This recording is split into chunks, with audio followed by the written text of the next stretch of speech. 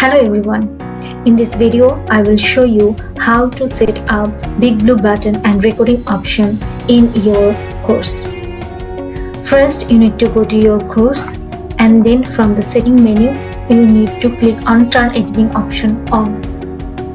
Then you will find lots of topics in your course. For example, under lesson 3, I want to take an online class. Click on that one. So in this Big Blue button, we'll take our classes. First, we need to set up this one. Click on that one. Here you will find this page. In this page, the instance type, there are 3 types. If you want recording, then please click on that one. And if you do not want recording, then click on that one. If you want only recording without activity, you can click that one, but I will prefer you guys to select that one. Now you need to name the virtual class. For example, my class name is lesson 3. Now you can send notifications to others through this one. Next part is our activity room setting part. If you want to give any kind of welcome message to the participants, you can write something here, welcome. And if you want participants not to enter the session before you join, then you can click on that one.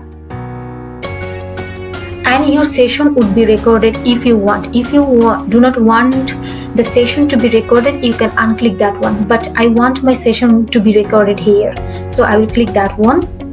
And then from the recording section, you will find this show only important links. By default it is unclicked, but you should not click that one because we want all the recordings in the button page. Next is our participants. Add participants. Those who will be enrolled in your course, they will be automatically getting your link. So all users enrolled in this course can take part in your online session. Next is participants list. If you want all your users to be as a viewer, you can do that way.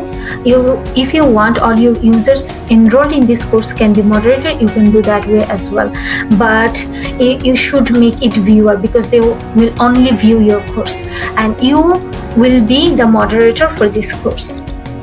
Next, you can give a schedule.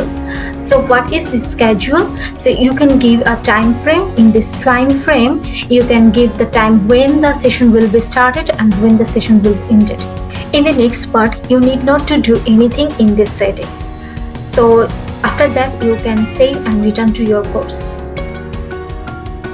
So you can see that lesson 3 Big Blue has been saved. If you click that one, you will find there is a join session button. So from that part, the moderator and the viewer can join the session.